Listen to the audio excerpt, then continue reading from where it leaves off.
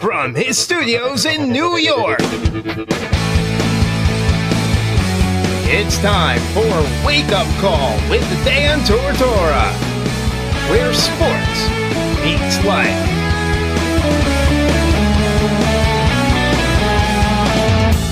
Here's your host, Dan Tortora. Welcome here to Wake Up Call with Dan Tortora on wakeupcalldt.com, your one-stop sports shop, and on mixlr.com/wakeupcalldt. Here with you this morning and every Monday through Friday from 9 a.m. to 11 a.m. Eastern Time. I appreciate you being a part of today's broadcast, being a part of the show, and thank you for it here on Wake Up Call with Dan Tortora on wakeupcalldt.com, your one-stop sports shop, and on mixlr.com/wakeupcalldt. MixLR is the live feed. That once again is mixlr.com/wakeupcalldt. When you become a member there for free, it takes a couple seconds, and then some awesome things come to you from that. By listening to the show on that feed and becoming a member, you will have the opportunity to chat with me live in the live chat room during every live broadcast. I said live a lot right there, but it's true. So only members can chat with us in the live chat room during the show. And you have the opportunity to connect with us through your email and make it even easier to listen in to the show. So if you become a member on mixlr.com/wakeupcalldt, you get emailed every single time the show goes live, so you'll never miss a live show again. To all your devices, you will have a connection to us. On all of the devices that you have, you'll be connected to us, which is really, really cool. So once the show goes live, you'll be sent an email. It'll say Wake Up Call is live. Click to listen. You open up your email, you click to listen, and there you are. It's as simple as that, as easy as that. I can't even say as easy as 1, 2, 3 because it's only 1, 2. So it makes it even easier for you to be a part of the show. So make sure that you become a member on Wake Up Call with Dan Tortora by going to mixlr.com/wakeupcalldt. So make sure that you check that out. And thank you so much for tuning in. I hope you're having a great day. I hope your morning has been good so far. I hope it continues to be awesome. I hope you continue to have some fun here. I know that this weekend has, it felt like a long weekend. It definitely felt like it was a weekend that didn't speed by us. And I'm going to talk about my weekend in just a moment here. But before we do that, I do want to hop in here to a special message that we have from one of our listeners that is a member on the live feed, so they could chat with us in the live chat room. And because they could do that, we get messages from them like this one, which is a statement here that says, "Today is my son's birthday. He's 3. Happy birthday, Noah." So let's give a shout out to Noah on his 3rd birthday. Big time happy birthday to Noah here on Wake Up Call with Dan Tortora. So I hope you have a great day, buddy. Hope you have a ton of fun. I hope you have a great party. I hope you get some cool gifts. But above everything, I hope you know God loves you. I hope you know your parents love you. And I hope that you make memories that will last forever. Happy, good memories of being around family members and friends that love you dearly. So Noah, happy, happy birthday. I hope it's a great day for you. Big time God bless for you on that. And a shout out to my buddy Brandon. A happy birthday to him as well. His birthday was yesterday, but we were not on the air yesterday because we're on Monday through Friday. So happy birthday to Brandon. And, happy memorial to my grandmother. Happy Remembrance Day, I guess we can say, to my grandma, who passed away on June 24th of last year. I cannot believe that it's been a year. I cannot believe it's been a year. And if it's taught me anything, looking back on this year, I need to be a better person.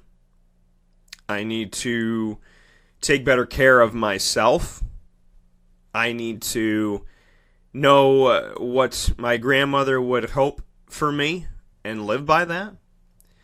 And I need to take care of me. I really have to take care of myself. And I just love love my grandmother so much. I miss her dearly. And I hope that, and I know that she knows that I love her, and I know that she knows that I'm here. So, Grandma, just know that you got me, and know that I love you, and I would do anything for you, as you know. And I hope that you are safe and sound in heaven, which I know that you are.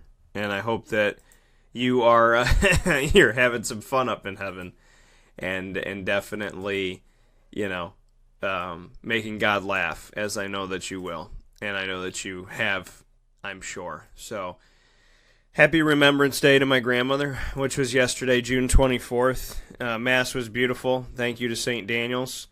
St. Daniel's is the church that I grew up in, so thank you to St. Daniel's for putting on a great Mass. Thank you to Monsignor Yannick and to everybody that did something nice for my grandma. I appreciate that very much. So, we love you, Grandma, and we always will, and you're always with me.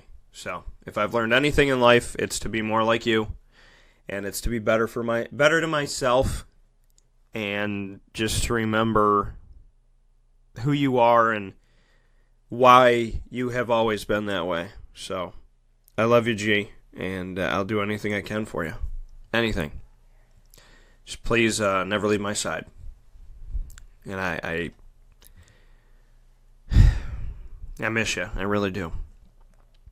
But I learned a lot from you. So if you have a grandmother, grandfather out there, mom, dad, somebody that loves you so dearly, and you always kick yourself and you say, dang it, I don't see them enough. I don't go visit them enough. I don't spend enough time with them. If you have that in the back of your head, if you have that notion of, I should go see my grandmother, I should go see my grandfather, I need to spend some more time with them, don't put it off to the next day. Do it today. Please. Do it today. Do it today. Because I will promise you that no matter how long they live, which my grandmother lived to be 100.5 and 9 days, so for those playing the home game, that's 100 years, 6 months, and 9 days. I still look back and I'm like, oh, I could have, I wanted to take her to the zoo again, and, I wanted to go see another movie with her, and I wanted to sit with her, and so, just, if you have that feeling inside of you, in your gut, that you need to be there, then be there. No questions asked. Just be there. Just be there. I don't have any regrets with my grandmother, but I miss her terribly. And Orange Avenger put in a message this morning, said, how about if you have a kid, stop and relax and be sure to make some time for them. It's a two-way street. Amen. Amen, brother. If you have a kid, stop and relax and be sure to make some time for them. It is a two-way street. It is. Y'all know, in my life, I've had some people in my family that are one-way streeters, and I have some two-way streeters. And when someone's older than you, they have this notion of, not everybody, but, some people that I've dealt with, unfortunately, in my family, they have this notion of, I'm older than you, so you better be here for me, You got to respect me, you got to be around me, because I'm the elder. And the funny thing about that is you're never going to win that argument, because you're never going to be the elder, because they're older than you, because God put them on the planet before he put you on the planet. So they're never going to be able to, you know what I mean? You know what I'm saying? You're never going to change that. You're never going to change an unwinnable argument. And whenever somebody says to me, I demand respect, and I say, why? And they say, because I'm older than you. I say, well, rapists are older than me. Murderers are older than me. Child molesters, there's ones that are older than me. Should I respect them too? Because of that notion? Well, Daniel, that's gross. Okay. Well, then what are we talking about? It's not about respecting elders. It's about respecting people who do something that make you, you know what I mean? the way that they are that makes you respect them. If somebody's a horrible person, I don't have respect for how they treat people. And it is a two-way street. And Orange Avenger brought up a really good point. If you have, I say go see your parents, go see your grandparents. If your parents don't call you, if your parents don't spend time with you, if your parents don't make efforts with you, or your grandparents don't make efforts with you, if they always expect you to call them, and they always expect you to go to them, and they always expect you to do for them, but they don't do anything for you, they don't just call you up to say hi, they don't call you up just to say, I love you, kid, I'm proud of you, kid, then yeah, that needs to change, and us as children or adults, and I know this might sound like a strange foreign concept to some adults, but if you don't call your children up and tell them that you love them and that you're there for them, if you only call your kids when you need something, that wears on your children. If you're not there for your kids, or you're only there when it's convenient for you or easy for you, or if you don't have to do anything, then you're there, then that's sad. If you raised a good kid and that kid says, hey, can you help me out with this, or can you just sit and talk with me for a few minutes? You better do it. People that have children that are flying off the handle and going crazy, those parents are like, God, I wish I had a kid that would listen. God, I wish I had a kid that would just sit down and talk with me. God, I wish I had a kid that I could just get lunch with. But then there's some parents that have kids that they could just sit down and talk with, that are good kids, that can go and get lunch with them, that pray for them every night, that love them and appreciate them and want to hug them and kiss them like crazy. And they don't call those kids. They don't sit with those kids. They don't spend time with those kids. And those kids go, what did I do wrong, Mom? What did I do wrong, Dad? The answer is nothing. It's what your parent did wrong. It's what your parent is doing wrong. So it is a two-way street in life. Respect the love that you have around you. Appreciate the love you have around you. God gave you that, and there is someone in this world that is begging God for that. Just remember that when you don't appreciate your parents, or your parents don't appreciate you. Appreciate your kids, your grandparents, your parents. Appreciate everybody in your life that shows you love. Your friends, brothers, sisters. Blood doesn't mean anything. It's how people treat you. So to the people that treat you well, love them up like crazy. Pray for everybody. Not saying if the people are mean, don't care. Pray for everybody. But spend your time around the people that love you like crazy. And appreciate those people. Because someone in this world is begging for them. Begging for somebody to love them like that. So be good to your kids. Kids, be good to your parents. Let's hop into the morning menu. Here on Wake Up Call with Dan Tortora, Monday through Friday from 9 a.m. to 11 a.m. Eastern Time. We like to start off the show by giving you our menu of topics. The morning menu, that is. Live now with the morning menu is Dan Tortora. Here on Wake Up Call with Dan Tortora on wakeupcalldt.com, your one-stop sports shop, and on mixlr.com/wakeupcalldt. Got a great morning here for you on a Monday. If anybody's hating on a Monday, I'm going to tell you something real easy, real quick. Don't hate on Monday, because Monday's a day that God woke you up. Okay? It's as simple as that. I don't even have to say anything more. God woke you up on this day. So Monday's only going to suck if you make Monday suck. Don't make Monday suck. I know it's after the weekend. I know we're conditioned to believe that Monday is the worst day in the world because it's the day that comes after Sunday. But guess what? God woke me up today. I'm talking on the radio. I'm doing what I do Tuesday, Wednesday, Thursday, Friday, and the special engagements we do. I've been on the radio every day of the week. I've been on Saturdays and Sundays before, Monday through Friday right now. So I love every day. Monday is awesome. Because Monday's another day that's a gift from God to go out there and do great things. So you know what, Monday? Whatever people had to say about you Monday, I love you. Okay? I love you very much. Because I'm very super proud to be sitting with a microphone inside of my studio that I own on a Monday. And we're very excited to share 2020 athlete Marques Buflord Jr.'s story today that involves football, Chick-fil-A, and Jim Carrey. Uh-oh. It's very fun. So, listen live today, 9:30 a.m. Eastern Time. Coming up in just about 8 minutes, Marques Buflord Jr. is going to be joining me on Wake Up Call to tell his story, and I can't wait. I'm really excited about that. And then after that, right after Marques Buflord 2020, by the way, he's been offered by Syracuse. So all you Syracuse fans that listen to the show devoutly, please know that. He's been offered by Syracuse, Toledo, and Utah State.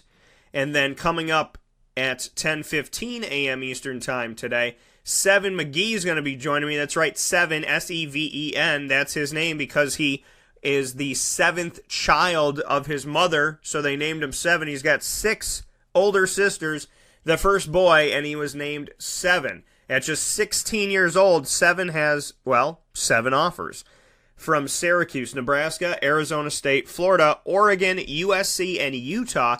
Even though he's only 16 years old, he has verbally committed to Oregon because it was his dream school, but he has plenty of time to get more offers, and Seven already. He is from Rochester, moved out to Harbor City, California, so just make a note of that, folks. He is out in California, but didn't grow up that far away from Syracuse. 2021 athlete Seven McGee is going to be joining me at 10:15 a.m. Eastern Time today, and will carry us out most of the second hour of the show. So for you Syracuse recruiting fans, your college football fans, your Seven McGee fans, your Marques Buflord Jr. fans, your fans of just good stories from good kids who have good heads on their shoulders, well, that's all coming up on today's show, as it always does. So, once again, Marques Buflord Jr.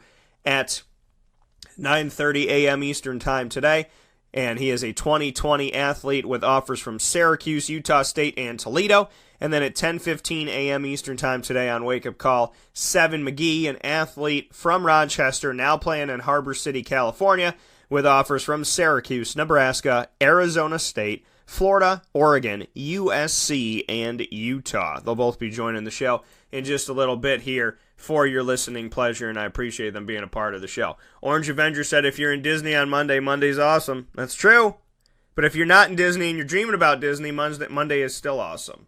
So just remember that, folks. You don't have to be anywhere doing anything to wake up in the morning and God's got breath in your lungs and you just say thank you. That's it. You just say, thank you. That's it. So, coming up here, like I said, in just a couple minutes, we have 2 big-time athletes already getting looks in the class of 2020 and 2021. It's so hard to believe, but we're in 2018 right now, so it's not that far away. But to think, 15, 16, 17-year-old kids getting a bunch of offers with at least 2 more years to play, 3 more years to play high school ball. Crazy. But it just goes to show the talent that they have. So Marques Buflord, I can't wait to share that story with you, and Seven McGee as well. Great stories in their own right from nice young men here, and I'm very, very excited to be able to bring that to you here on Wake Up Call with Dan Tortora on wakeupcalldt.com, your one-stop sports shop, and on mixlr.com/wakeupcalldt. We've told so many stories over the years. Over 1,000 sports figures have been on the show. I lost track at some point, but I'm really, I'm honored. I'm honored of all these, and I bring it up that we've had over 1,000 people on the show because, people tell you it's not about the quantity, it's about the quality. People that are all about the quantity, please understand, those are probably people that you want to stay away from. It's about the quality. But I can tell you this, with having what we have, the quality and the quantity meet each other.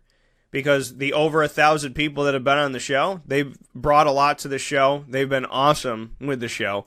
And their stories have been exciting to tell. So I'm happy to know that we have had the voices that we've had on Wake Up Call with Dan Tortora. And coming up next, for the first time ever, Marques Buflord Jr. will be one of those voices added to that pool of 1,000 plus on Wake Up Call with Dan Tortora. So we'll take a step aside for a fast break, and we will come back with Marques Buflord in just a moment. This is a Wake Up Call Fast break. This is Jimmer Sikowski, owner-operator of Chick-fil-A Cicero, 7916 Brewerton Road in Cicero, right in front of the Home Depot. I had a deep feeling that God wanted me to do something bigger with my life and to help people, help others. He kept putting Chick-fil-A in my life, and I realized as I was going through the franchise selection process that positively impacting the lives of others was really core to what we do here at Chick-fil-A. First of all, it starts with the food. The food is brought in fresh daily. We bring in local produce. We prepare to order in the kitchen. We hand bread our chicken. We hand spin our milkshakes. It's great food. It doesn't taste like fast food. I think the second thing is the way people feel when they come in a Chick-fil-A restaurant. It's different. We try to treat people with intentional kindness here, which is very different and deeper than good customer service. And so I think it feels remarkable for most people to come in a Chick-fil-A restaurant. And then lastly, the impact that we try to have in the community is very different. It's a big part of the expectation of every operator of a Chick-fil-A restaurant is that they're actively engaged in their community, they're a leader in the community, and they're making a difference. When they realize that what we're striving to do is to shine a little light in their life, that's a very, very different experience than you will have in any other quick service restaurant. And it's that remarkable experience that I think people will emotionally connect with.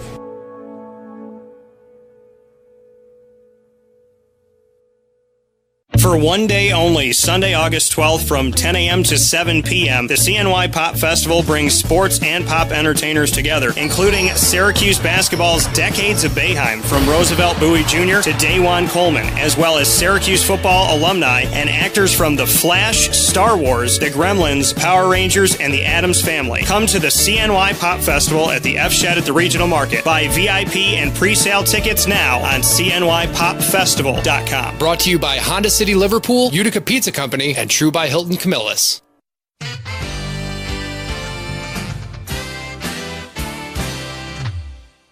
Hi, this is Domenico Vitali, owner of Giovanni's Formal Wear, where you look great and feel even better with our renowned tailoring and alteration services on any suit or any tuxedo from anywhere. Call 315-455-8729. That's 315-455-8729. Stop in locally on Route 11 in North Syracuse, next to the Ponderosa Plaza, where you can choose your style, get fitted, and tailored, all at Giovanni's Formal Wear.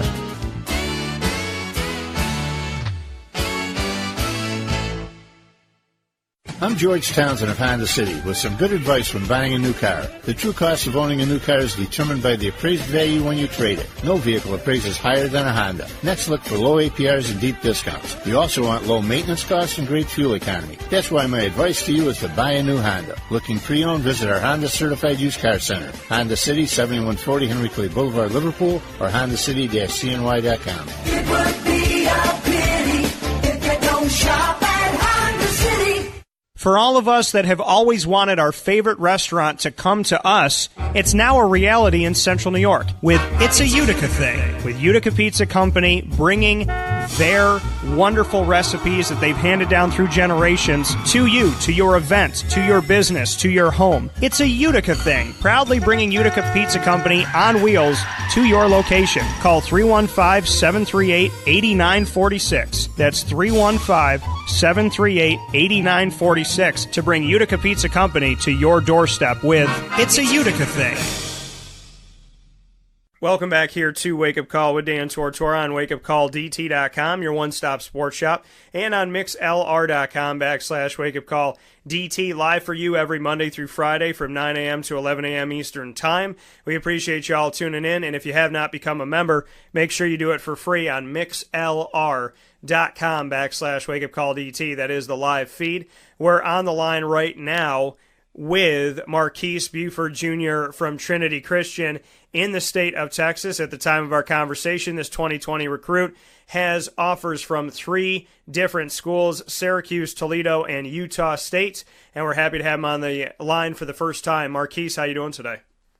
Pretty good. And yourself? I'm doing very well. And Marques, 2020, we got a ways away. You got a couple more years playing at Trinity Christian, so just bring me into, the opportunity you have right now, already having 3 offers. Just just what you think about that, and if you ever anticipated that you'd have 3 offers or an offer with a couple of years to play football still left in high school. It's just a blessing knowing that I got them so early, and I still have time to basically get better at my craft, and that more schools can see me get better at what I can do. And I love the quote that you have right now, the pinned tweet that you have on Twitter. And if you want to follow Marques Buflord Jr., you can follow at @JR_Buford. You said, "Game needed life, so I put my heart in it." Just to go into that a little bit deeper and why you chose to say something like that. I chose to say something like that because, I notice a lot of people, they, just play football to play football. They don't have, a desire for it, and, they don't put their all into it. But with me, I give, everything I have. If I have to sacrifice something I want to do just to go and do something for football, it's going to happen, in a snap of fingers. No ifs, ands, or buts about it. It's just, that's my life. So you have this, like you said, some people just play it. They're just out there doing it, whatever. You put your heart in it. When did you fall in love with football? Speaking of your heart being in it, when did this all start for you? I started football around 6 years old, but I didn't really get serious with it until I was 9, and that's when I really started hitting the gym, doing 100 push-ups and sit-ups every night, and then just working on my craft to get better with my dad. So you start this at 6, but it kind of comes into it after that. Why did you, like you said, you started playing at 6, but weren't really serious about it. What did it for you ultimately? What was going on, to go a little bit deeper into your story, that you just got to a point where you said, this is something that I have to do, it's in my blood, it's in my veins? Honestly, it was when I scored my first touchdown. I remember I was running, and quote me on this, I talked to my grandma after the game. She said, "What did you see?" And I said, "I just saw light." And ever since then, it's been my desire to I just love the game. Honestly. So your grandmother said after you scored your first touchdown, "What did you see?" "I saw light." And that's it. Describe that a little bit deeper. What did you see? Were you just running and you just saw a bright light ahead of you? Bring me into that. I was running and I heard the crowd yelling my name. It's nothing you've ever felt before. And the light wasn't so it felt like God was telling me that this is what I need to do, and this is going to be my love and passion for the rest of my life. Speaking here with Marques Buford Jr., saying here on Wake Up Call with Dan Tortora that he saw that light, and that when did you score that first touchdown? Do you remember, how old you were, and do you remember more about the game outside of speaking with your grandmother? It was I think I was 8 years old in my Mighty Might football team, and we were actually losing because that year we weren't so good. And I think I was the only player on that team who scored the whole season. So 8 years old, you go and you talk to Grandma about this. How important is your grandmother in your life? Because, to have this conversation with her and for you to say, I started playing at 6, and then when I really started taking it serious was when I scored my first touchdown. I was 8 years old, Mighty Mites, and you remember this conversation you had with your grandmother. So how important is your grandmother to your life? She's very important to me. She's actually the reason I started playing football. We were riding past one of the field houses by her house, and we saw the flyer, and she said, "Is this something you would like to do?" And I was like, "Yes, please," because all of her brothers had played football, and she thought I should get into it early. So she plays a very positive role, and she puts a lot of money and time into my football stuff. So I thank her for that too. Let's shout out Grandma. Let everybody know her name. Shout out Miriam. And what would she say if you were talking about her? If she found out, if she was there right now and you're talking about her on the radio, what would she say? She'll probably be like "Stop it, that's my job," or something like that. She's very humble for what she does for me and my brother. So Miriam, shouting her out here on the show. You said she puts a lot of time and effort and money toward all of this. What can you say about, what you've learned from your grandmother and what you've taken away from her? What makes her so special in your life outside of everything that she's given to your dreams? What else makes her so special to you? She's very unselfish. Like, if she only has a few dollars left and she needs something, and my parents or I call her for something for football, or anything, not even just football, in a drop of a dime, she'll have it, and I'll get it right away. No questions asked about it or anything. That coming from Marques Buflord Jr., giving a shout-out to Miriam, his grandmother, showing some love here. Has she given you any moves on the football field? She give you anything, even a touchdown celebration or two? That's all my dad right there. He taught me everything I know, really. And let's shout out Dad, too. Let's talk about him a little bit here and his importance to you. Oh, man. This guy, everybody thinks he's crazy because, how hard he pushes me. But I love him for it, honestly. Because without him pushing me to be, great, I don't think I would have been where I am right now with 3 offers this early. And he doesn't just, work. He also teaches me stuff. So, he'll teach me the intellectual part of the game and tell me what reads I need to see or what route I need to run if the defense is doing this coverage. And what does it mean to you to carry his same name as well? I just like to think of it as a legacy. He started off the name, and I'm going to be the one to finish it and show everybody what the name means. And what does this name, what does it mean to you? I mean, when we look at this, we look at Marques Buflord. What does that name mean? Like you said, your dad started off the name. You're going to be the one to show what the name truly means. What does this name truly mean?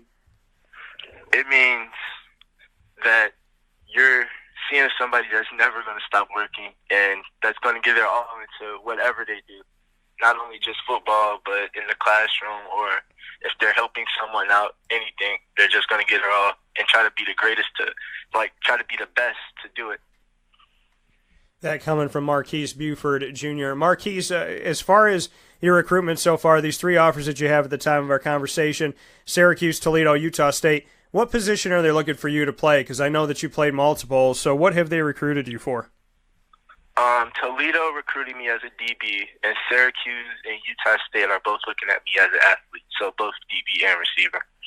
What do you like the most between defensive back and playing wide receiver, defense and offense? If you got to choose what you're going to do in college, what would you want it to be? I honestly don't know, because I like defense because of the physicality of it, and I like the competitive side of defense. But offense, I just like being a playmaker and scoring the football, because I know I could do that also.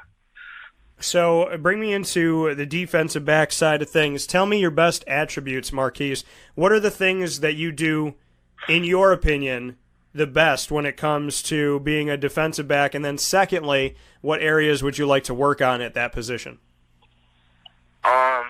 My best area is when I get into the receiver's hips. Once I'm into the receiver, they're not going anywhere after that, because I'm very physical and strong. So once I get a hand on you, I'm basically stuck to you the rest of the route. A place that I would like to get stronger on is getting my hips open and not opening up too fast to the receiver that is running the route when I'm jamming them. So staying square longer. And when you look at the defensive back position, like you said, keep staying up on the receiver. So obviously the cornerback side of things, would you play safety? Is that something that you have interest in, or is it more corner? Yes, I actually play safety at Trinity right now, and I like it a lot, because instead of me having to lock in on one person, I can actually help lead the defense. So surveying the whole field and telling different people what I see on my team to help them be in different spots to make plays as well as myself. And then on the other side of the ball, offensively as a receiver, what are your best attributes there, and what are those areas you want to work on that side? I think my best attributes are getting off the line and getting open to get the ball. But something I can work on is when I get off the jam to stack better and get back on top of the DB instead of just like fading or staying on the line I got off the line with. And Marques, looking at the fact that you were at Bolingbrook High School in Bolingbrook, Illinois, and have since moved on to Trinity Christian down in Texas, just bring me into that, the move that you had from going from Illinois to Texas, just what came about, why you felt like that was a good decision. Just share that story a little bit here. My dad got a job offer here in Texas, and it paid more money, so we were like, we got to do what's best for the family. But they always asked me if I was okay with going, and I was like, yeah, this is a better chance for our family to do something better for our lives, so let's go. But on the football side, I knew I was going to miss all my old teammates and coaches that I was with at Bolingbrook, but I decided to move on. And then instead of me getting down or sad about leaving, I thought, why not just take what I've been doing in Illinois and bring it to Texas and try to make a name for myself somewhere else where nobody knows me at all. And what are your biggest takeaways from Bolingbrook? What will you always appreciate from what they taught you? They were it's a lot of stuff. At Bolingbrook, they taught me how to be more of a leader. So the coaches, they weren't always on us, but they were always evaluating us on how we were to our teammates and if we were going to be the ones to take over our team. Because at the end of the day, the coaches can't go out and play the game for you. You have to play it yourself. So you can't be downing your teammates, or if your teammate needs help or encouragement, you have to give that to them without the coach having to get on you to give that to your teammate. And you move on to Trinity Christian. What can you say about that school so far and your experience and what you're looking forward to with Trinity Christian down in Texas? I love it. Every single part of it. It's football, and more football. Honestly, I couldn't have even thought that I could play this much football. I've probably played more football since I've been here than any time I've lived in Illinois at all. And I love it because it's not just everybody's competitive here, and everybody has that edge because they all want to get to the next level. And the coaches here are great. All of my coaches are ex-NFL players, so they know what it takes to get to that next level, and they push us to do it every day at practice. That coming from Marques Buford Jr., 2020 athlete coming out of Trinity Christian now, originally from Bolingbrook High School in Bolingbrook, Illinois. Marques, share with everybody your coaching staff, like you said, former NFL players. Share with everybody who your coaches are that are teaching you at Trinity Christian. Our offensive coordinator is Deion Sanders, Hall of Famer, and our DB coach is actually Kevin Mathis, who played with Deion Sanders. So you have Kevin Mathis and Deion Sanders. I want to start with Kevin Mathis, just what you could say about what you think about his personality and his coaching ability. You would think these guys would be serious and on edge all the time, but they're actually Coach Kevin. He's very chill, but if you mess up or you repeatedly do something wrong, I'll say, then he'll get on you about that because he knows that each and every one of us has potential to be great, and seeing us mess up that many times ticks him off sometimes. But other than that, he's a pretty chill guy. And then Deion Sanders, Neon Deion, we all know that he is a personality in every stretch of the imagination. So what can you say about Deion Sanders? He is a character, I can say. He's very funny. He has, like, different moods at times, though. Like, sometimes he'll be, like, very funny and everything, and then at other times he'll be like, all right, it's time to get down to business. Like, there's, like, a switch in his head. When it's time to play, it's time to play. But when it's time to be serious and, like, work, then it's time to get serious and work. And I honestly love that part about him because, like, sometimes people get too carried away with the play part and they don't get down to business, or they interfere with each other. And, you know, to have Deion Sanders around, I mean, what is that like for you? I mean, this is a guy, I mean, Kevin Mathis and Deion Sanders, these are guys that are more than, you know, the wisdom, the knowledge that they have. They're more than capable of talking to you about the game, about college, about high school, about the professional ranks. So, I mean, just what that means to you to be a part of a team that has this connection has got to be something pretty special that, you know, not everybody in this country can obviously say that they have at their school. Let me tell you, it is. Like, honestly, my first month of being here, I was like, how are these kids acting normal around these coaches? Like, it's not every day that you see Deion Sanders or Kevin Mathis just walking around the school or in your weight room watching you lift, and, like, they were just acting like it was normal to them. And after a while, I figured out that they don't try to position themselves as like they're some type of superstar. They, like, try to act like real people, even though, like, in a sense they're not, because who they are and what they did in the past. But it was honestly a blessing for me to get this opportunity and come down here and be able to be on their team and soak up everything that they're telling me and teaching me for football.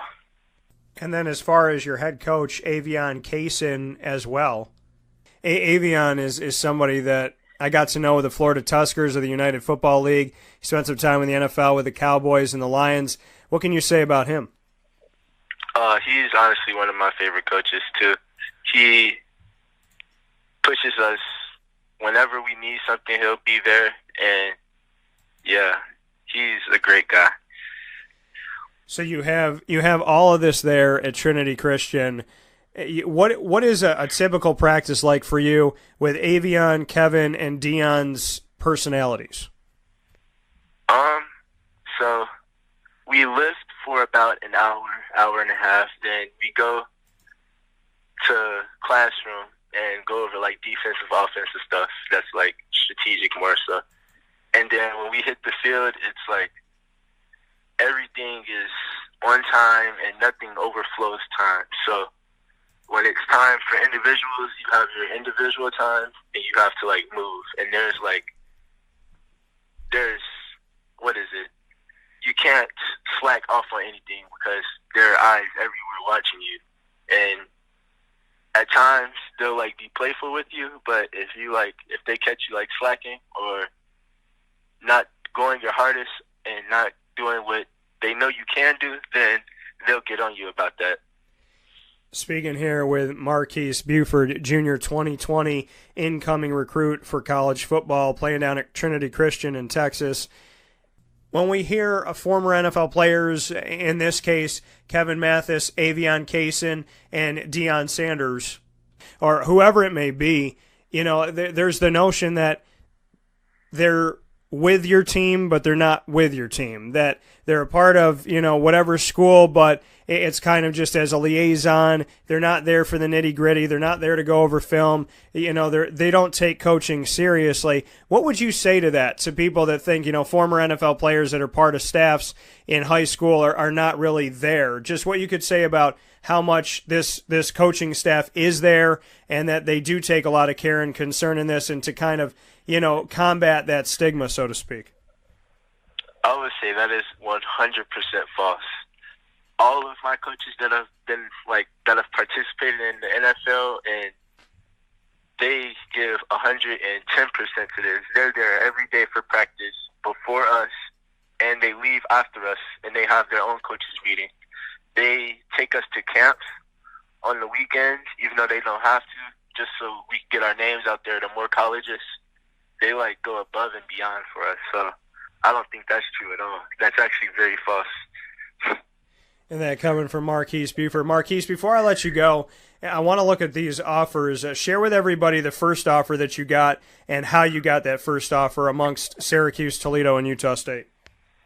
Syracuse was my first, and I was at a camp, and a recruiter walked up to me and said, if you have a big day today, then you're going to get a big-time offer. And after that, I don't think I dropped a single ball, and I didn't lose a single rep that day.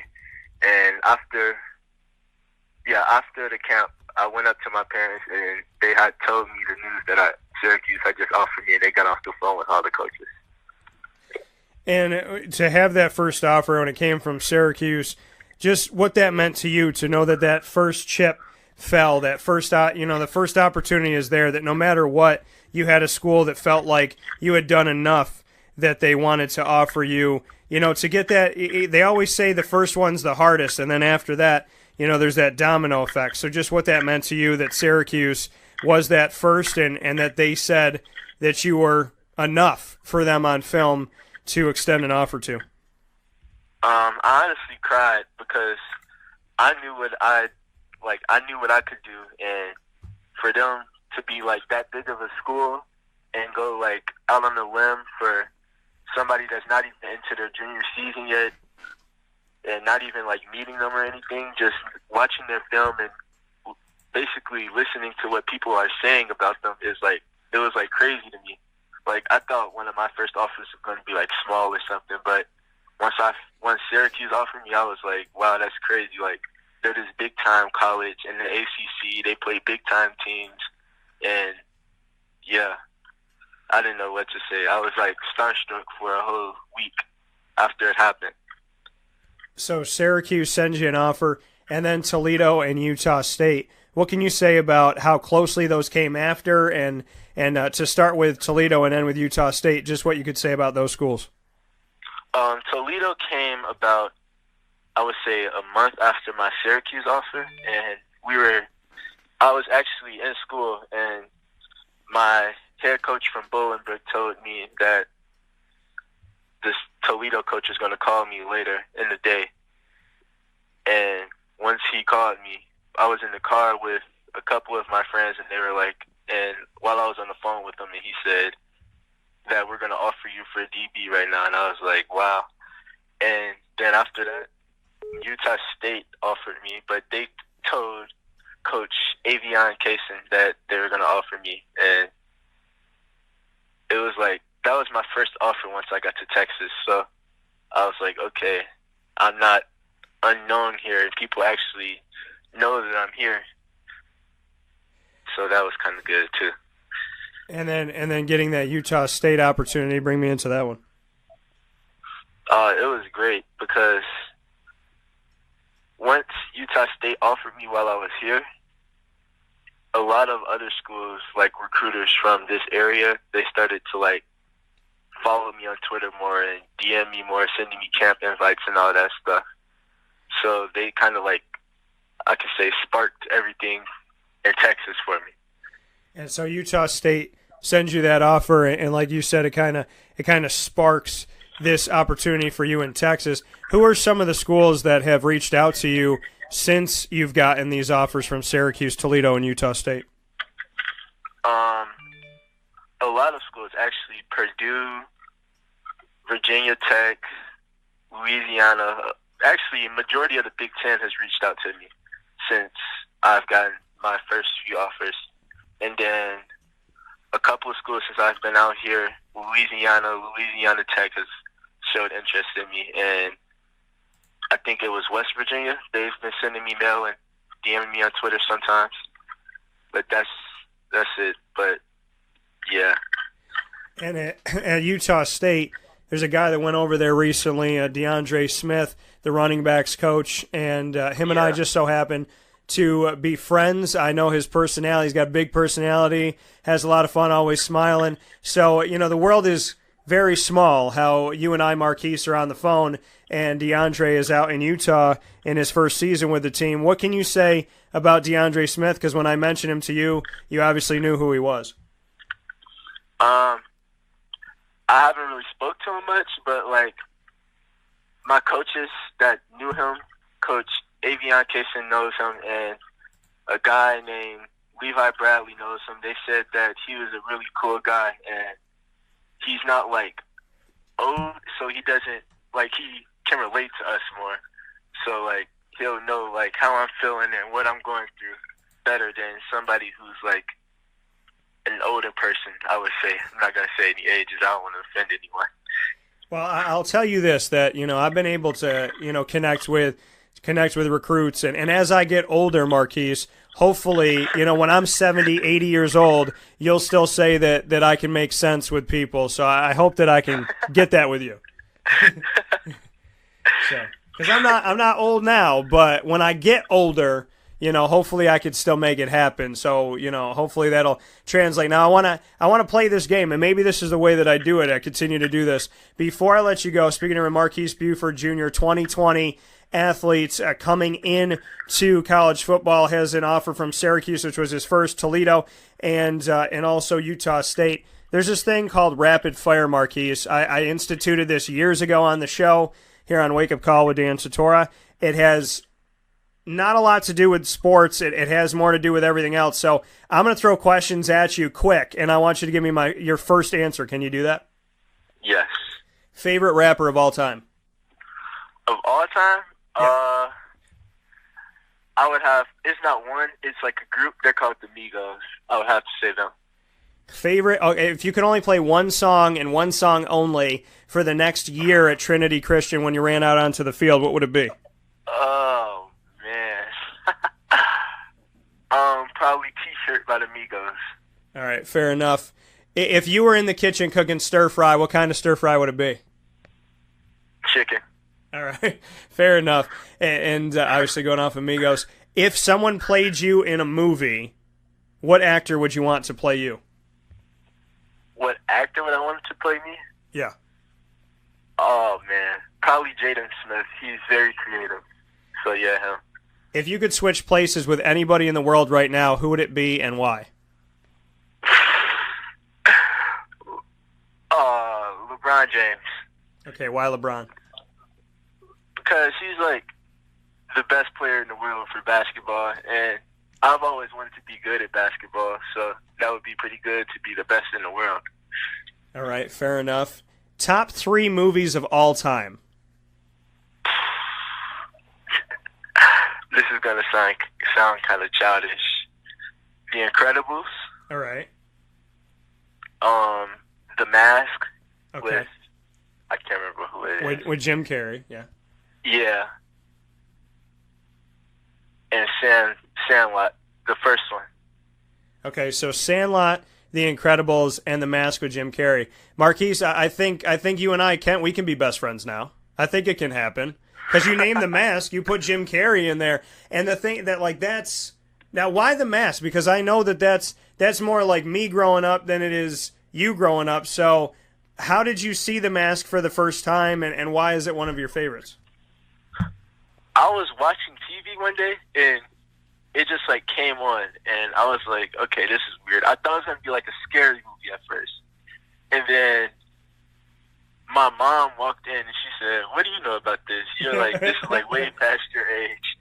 And I was like, I don't know. I don't even know what this is. And I started watching it, and it was probably one of the funniest movies I've ever seen in my life.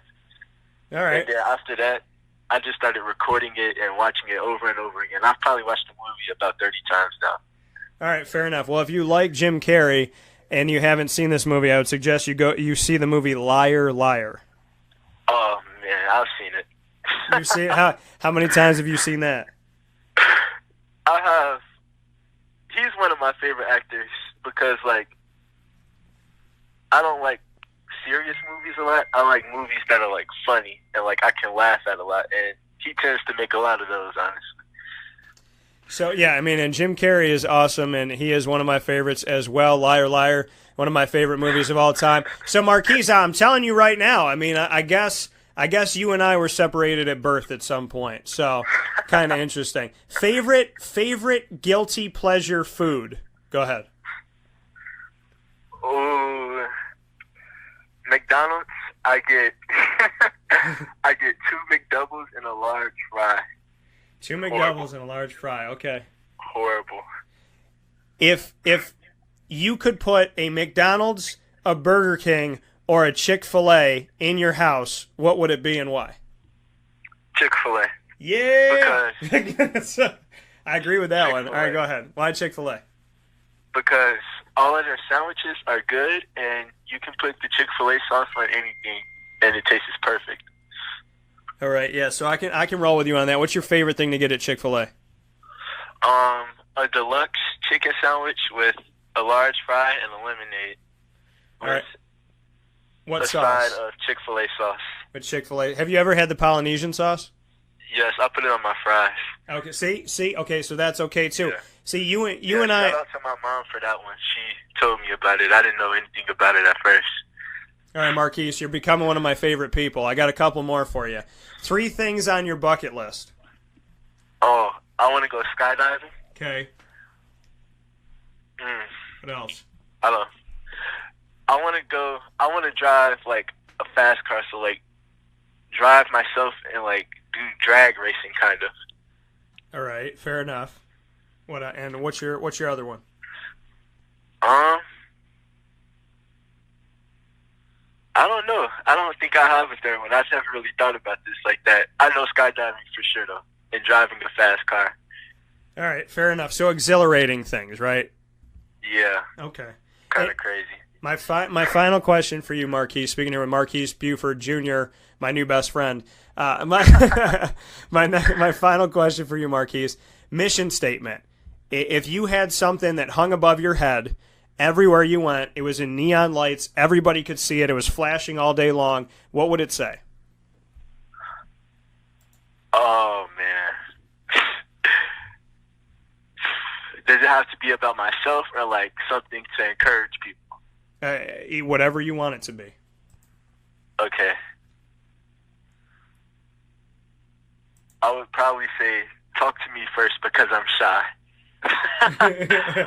All right, fair enough. Talk to me first because I'm shy. All right, I can roll with that. What would be an inspirational thing that you would say? Honestly, I would say continue to work hard and whatever you love, dedicate your time and everything you do to it. And for everybody out there worrying about outside noise, haters, internet trolls, all that, people yelling at you at the stadium, what would you say to those people? Haters gonna hate. And what would be your advice to people out there dealing with it? Honestly, to block out all the haters. They're always gonna be some, but you can't focus on them. Actually, to focus on the people that's encouraging you in your life, and that'll get you better through life. That coming from Marques Buford Jr., 2020. Syracuse is the first offer, Toledo and Utah State after that. Couple more years of playing at Trinity Christian and had been playing before that in the state of Illinois. Marques, I got to have you back on the show, and now I feel like we got to go get Chick-fil-A at some point. So we'll make it happen. But thank you for coming on the show today. Thank you for being a part of this. And all jokes aside, man, really inspirational and a great conversation. I look forward to having you back. Thank you. Thank you for having me. All right, and we'll have to work out a Skype or something when we can watch The Mask and Liar Liar back to back. We'll have to do that. Maybe we'll have some Chick-fil-A as well. All right, for sure. Got to make it happen. All right, well, have a good day. I'll talk with you soon. All right. That coming once again from Marques Buford Jr. Marques Buford Jr. speaking with me with offers from Syracuse, Toledo, and Utah State. The irony is that in Utah State just so happens to be one of their assistant coaches, their running backs coach, used to be the running backs coach of Syracuse, DeAndre Smith. So kind of funny how he's seeing talent in this young player at Marques Buford, incoming recruiting class of 2020, and that Syracuse has seen something good in him as well with Syracuse's staff that has been there under Dino Babers for now, this being the third season, even though Dino Babers has changed his staff up a little bit over the years. So I want to thank Marques Buflord. We got to watch The Mask, Liar Liar, and eat Chick-fil-A. So I'm down with it, man. I'm definitely, watching Jim Carrey movies and having some Chick-fil-A and good conversation. How can you go wrong there? So thank you to Marques Buflord for being a part of the show today. Truly means a lot as he is early in his recruitment and has some time, obviously, to figure out where he wants to go. But already a bunch of offers coming his way, a trio of offers to start things off for him as he continues to work and improve his craft so that he can get more opportunities out there to live his dreams and do what he wants to do. People say that, I can't do this or I can't do that or I wish I could do this or I wish I could do that. And, the fact of the matter is there are those of us that dream, and there are those of us that dream and do.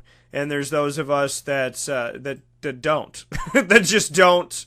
You know what I mean? It's one thing to dream about something and to hope for something and to wish for something, but you have to put the work in, right? Football players like Marques Buflord, if he just wished that he was a good football player, wished that he got good opportunities, and put nothing into it, he wouldn't be anywhere. So that's the thing, is a wish is only as good as the person who's carrying it out. And think about that for a second. You know what? You wish upon a star, you pray to God, you ask that things will work out for you, but ultimately, you have to work at it. You could say to God, please send me my husband or send me my wife, send me that person I'm going to spend the rest of my life with. And if you never leave the house, it's going to be really hard for that to be sent to you. Now, God could be funny and have it be your mail person or something like that and have them show up with the mail and then all of a sudden you strike a conversation, or maybe it's your pizza delivery person. But more often than not, you got to put yourself out there in this world. You have to put yourself out there. You have to believe that you can. And you have to try with all of your might to do what you want to do. Yeah, I said to God, I want my company to work. But guess what? I have to do it every single day. I have to work at it every single day. That's why you have to laugh off the people that don't take you seriously, because they have no idea how hard you work. And if you're working really hard, you don't have to tell anybody what you're doing. Just do it. Just go out there and do it. I don't parade around going, I work very hard. Did you know that I work hard? I work very hard at my job. I'm working very hard. I'm very hardly working. You know what I mean? It's like, if you want respect from people who aren't going to respect you and aren't living their dreams and are just hoping somebody else will do it for them or want to see everybody fall so they can rise, there are those people out there. There's people out there that don't want to work that hard. They just want you to quit. And if enough people quit, then they're the last person standing. So they're not the best thing out there. They're just the only thing left. And if you want to just be the only thing left but not the best thing out there, that's a really horrible way to look at life. And I would really challenge you to do better than that. If Marques Buflord or any football player was like, hey, Dan, I hope that I'm going to be the best out there. If everybody else quits, I'm in good shape. Right? If there's no other running backs, they got to take me. Well, that's not how these guys think. They work hard. They get after it. These kids are young. They're kids. Marques Buflord is a kid. Seven McGee, who's going to hear from in a second, he's a kid. He's 16 years old. But the amount of time that they put into this and the work that they put into it is coming through. Because they have these offers. They have these opportunities. People are seeing them. And that's a beautiful thing for these young men, is that they know that if they keep doing what they're doing, that they have a future in this. And granted, we're going to try some things and we're going to fail. Not fail. I don't really like the word fail, because you're going to try some things out and you're going to see what you like. You're going to see some things that you're good at in one night, right?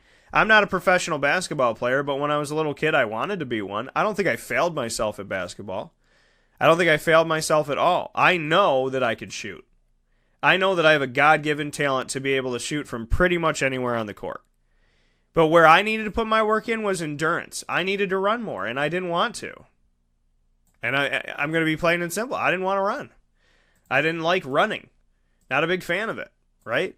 So I didn't work on my endurance, but I could sure as hell shoot from anywhere, and I could still shoot from anywhere. But if I want to be the best that I could be on the court today, I got to run, right? If I want to play a pickup game, can't be passing out there. So that's what I'm talking about, is God gives you a talent to do something. What you do with that talent is your gift back to God. If you've heard that quote before, it's out there. It's all over the place. I can't take credit for it. But I will tell you with utter certainty that if you want something in life and you refuse to go out and try to get it, then don't expect it to come to you, because it's not gonna. And if you're out there in life trying to rip something out of somebody else's hands in order to get it, that's theirs.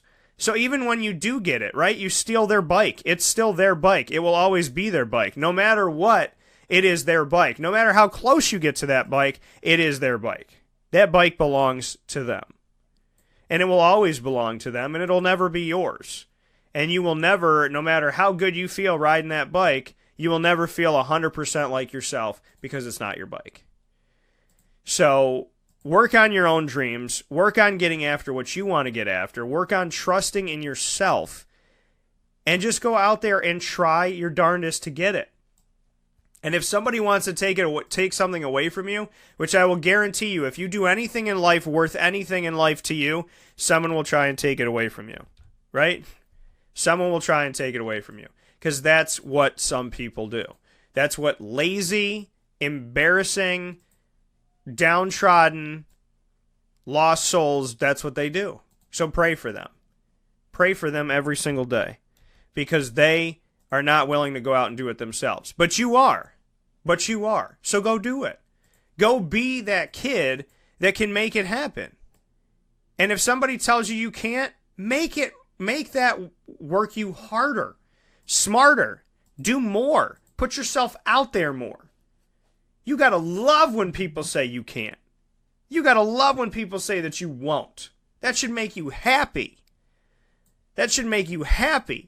And when you start laughing that stuff off, people get terrified. I just told this kid I hope he failed, and he's freaking laughing in my face. Because the more people that want you to fail, the more beautiful it will be the day that you succeed. The moment you succeed. And I'm going to tell you the moment that you succeed. And I want you to really take a good, hard listen to this thing. The moment that you succeed in life, because you're not going to believe me on this, but this is true. The moment that you succeed in life in achieving your dreams is the moment that when somebody you know wants or don't know wants you to fail, and they make clear to you that they want you to fail, and you get up the next day and you keep fighting for your dream, that's the day you succeeded. That's the day you won. That's the day your dreams came true. The day after the day that somebody said to you, I hope you fail, I hope your life isn't what you want it to be, or they try to do it some other way if they don't say it to you personally, because a lot of these people are cowards. The day that you get up and you fight for your dream, that's the day that you won. That's the day that you got this. Just remember that. It's not the day that you get the trophy. It's not the day that you get the paycheck. It's not the day that you get the championship. The day that you achieved your dreams, the day that you won, is when you wake up the day after somebody wants you to fail and you don't. That's the day that you won. Just remember that. We'll take a step aside. We're coming back with Seven McGee in just a moment. This is a wake-up call, fast break.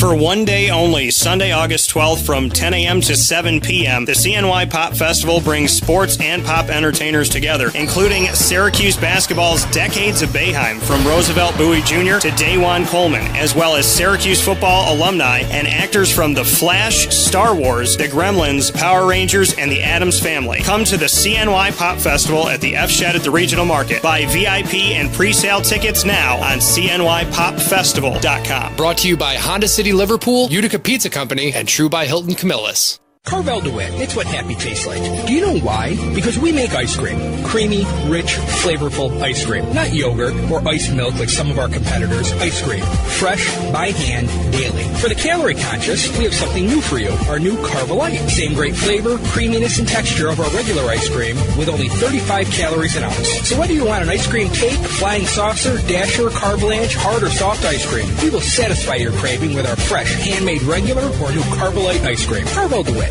It's what happy tastes like. Clothing that will change with you without you having to change.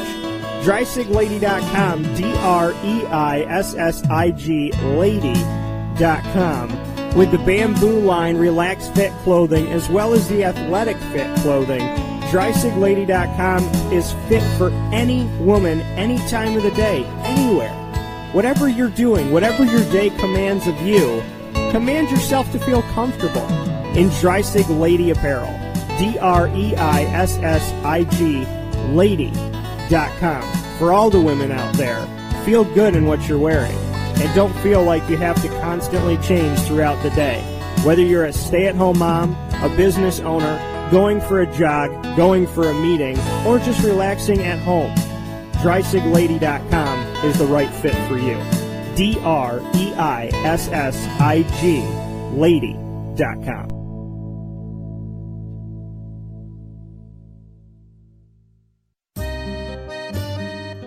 This is Lawrence Papaleo, licensed real estate salesperson for Gilbo Realty.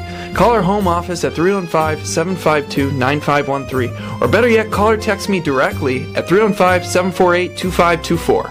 Let me ask you a question, Lawrence. If I needed you to help me buy a house, find the right place, could you help me do that? Joe, I'll help you find your dream home. You don't ever say my name on the radio, never. If I needed to sell a house, could you help me go about that the right way? Yes, I can. How do they get a hold of you? Call me directly at 315-748-2524. But you also do the commercial property. So if I got a business, couple businesses, got to take one here, move it over there, do this, do that, are you going to help me buy and sell my commercial property also? Yes, sir. I like that. What's my name again? I have no idea. Absolutely, but they need to know your name, so give it one more time. This is Lawrence Papaleo, licensed real estate salesperson for Gilbo Realty. My phone number is 315-748-2524. Why don't you tell them your name one more time and that number so we can jot it down? This is Lawrence Papaleo. Call me or text me directly at 315-748-2524. Welcome back here to Wake Up Call with Dan Tortora on wakeupcalldt.com, your one-stop sports shop, and on mixlr.com/wakeupcalldt. Live for you every Monday through Friday from 9 a.m. to 11 a.m. Eastern Time. You can catch the show anywhere in the world just by going to mixlr.com/wakeupcalldt, and membership is free, so if you'd like to go there and become a member, which many of you have done, that will connect you to the show, and as soon as we go live, you get sent an email to your phone and all your devices, and all you got to do is click on that email to listen to the show from your phone, your desktop, your laptop, and so on and so forth. Here on the broadcast right now, we have Seven McGee. Seven McGee is a commit to Oregon, but he's not coming out until 2021, so he does have plenty of time to make his decision between now and 2021 as we're talking here in 2018, and playing in different, obviously playing at different positions and whatnot. So I'm happy to have Seven on the show. Seven, how you doing today? Good morning. I'm doing very well. I'm doing good. Just going through the day, going through the progress.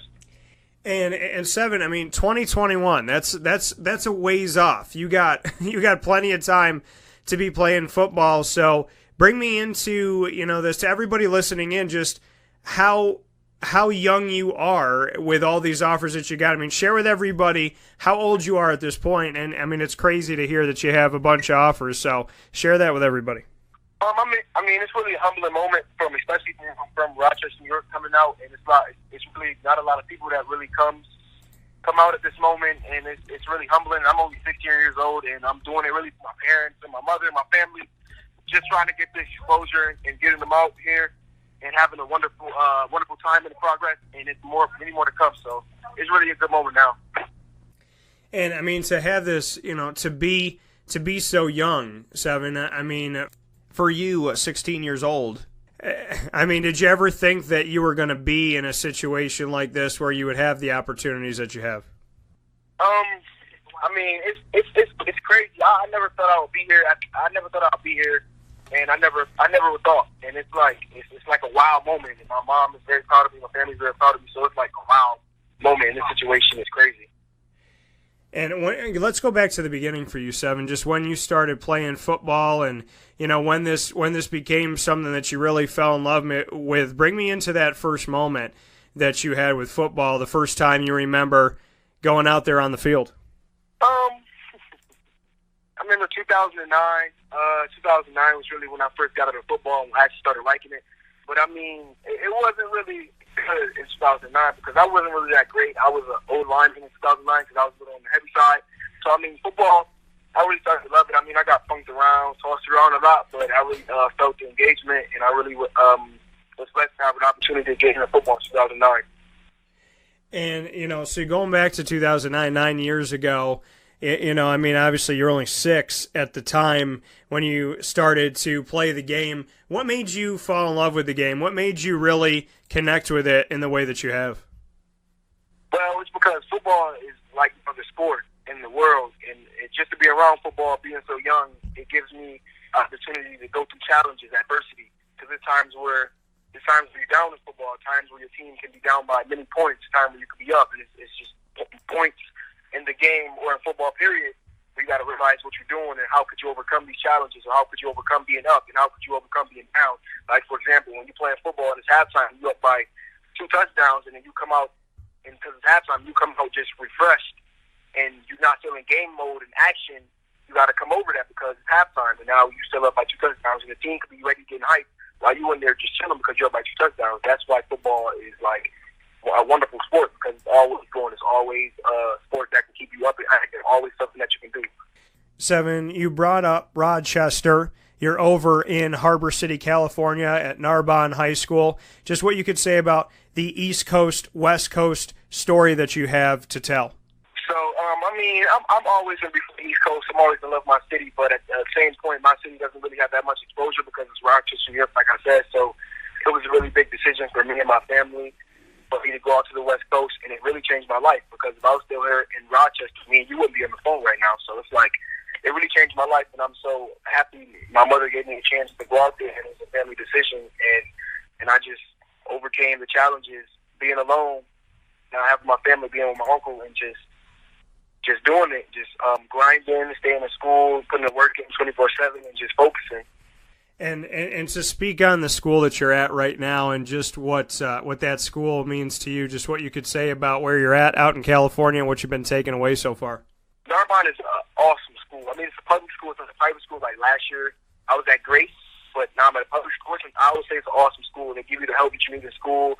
You play football. You got your teammates so you can actually relate. And I can relate to a lot of people that's on my team, and it's wonderful. And I've been having a very good journey at the school in Narbonne so far. We haven't even got our first game, so I really can't wait to get in the season and playing our first game in Hawaii, which is a blessing and a great opportunity because, yeah, it's crazy. But Narbonne is definitely a wonderful school, like I said, and the coaches are wonderful. All 17 other coaches are wonderful. And, to have that connection, like you said, you'll always be an East Coast guy coming from Rochester and then going over to Narbonne in California. Bring me back to the connection, obviously, with Rochester and how close that is to Syracuse. What does that do for the Syracuse offer that you got that you do hail from Rochester? I mean, it means a lot coming from Syracuse because my mom always growing up been an Orange fan and loving Syracuse because it's so close to home. And it really means a lot to get off from right basically here at home, Syracuse. So, I mean, they're definitely open, and I definitely will make Syracuse an official visit because it's close to home. And I want to take my mom there and show her around. So, yeah, that's what Syracuse means to me. So we look at where you're at right now, speaking here with Seven McGee, who is an athlete in the class of 2021. Before we get to the schools, Seven, just speak with me as far as the offers that you've gotten so far, what position they're looking at you to play, because when we see athlete, it means that there's, multiple capabilities and places that there are of interest instead of a dominant position. But what have schools recruited you for to play? Utah, athlete. Oregon, either slot or running back. Florida, slot or running back. USC, athlete, so it could either be corner, running back, slot, kick return, punt return. Nebraska, slot. What else we got here? Arizona State, running back. What else we got here? USC, Oregon, slot, running back. And I think I named all the schools, didn't I? You have Nebraska and Syracuse. What do they have yet? Oh, Syracuse, running back, and Nebraska, slot. So you look at this opportunity to play slot receiver or running back. Do you have a preference? Do you have one that you would like to be a part of more than the other? I mean, when it comes to receiver or running back, is there one that you lean on a little bit more than the other? Well, growing up, I always wanted to be a receiver. I always wanted to fill that receiver role. But last year, currently, our running back, I got hurt, and I had to step in and fill that running back role. So it really was a good, humbling opportunity for me to show that I could play running back and play anywhere on the field. So, but honestly, going into college, I really want to focus my playing time on receiver or just being that, the Anthony Thomas type of player.